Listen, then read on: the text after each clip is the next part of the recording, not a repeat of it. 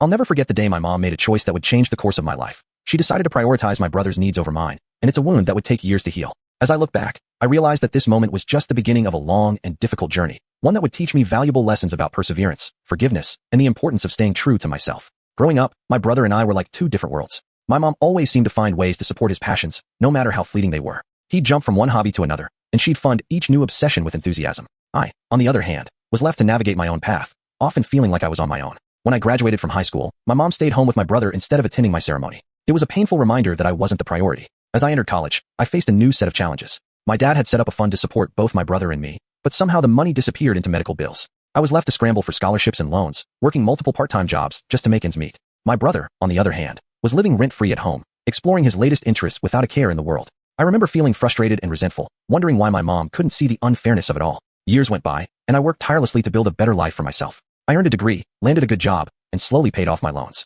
My brother, however, continued to drift from one passion to another, never quite finding his footing. Despite our different paths, my mom continued to favor him, often calling me to ask for advice on how to support his latest endeavors. I began to feel like I was being pulled into a game I didn't want to play. One day, my brother reached out to me for investment advice, and I knew something was up. My mom started calling more frequently, making comments about successful children supporting their parents. I could sense that they were setting me up for something, but I didn't know what. Then, out of the blue, they showed up at my doorstep, unannounced. My mom walked into my apartment, appraising my belongings like she was sizing up a potential investment. My brother flopped down on my couch, pulling out his phone without even saying hello. It was then that I realized I had a choice to make. I could continue to enable their behavior, or I could stand up for myself and set boundaries. I decided to take a different approach, one that would require me to be honest and direct. I looked at my brother and told him something that would change everything. Our dad had a secret, one that my mom had kept hidden for years. My brother wasn't his biological son, and that's why my mom had always treated him with kid gloves. The room fell silent, and my mom's face turned pale. My brother looked like he'd been punched in the gut. In that moment, I felt a mix of emotions, sadness, anger, and a deep sense of relief. I realized that I had been living in the shadow of my brother's privileged existence for far too long.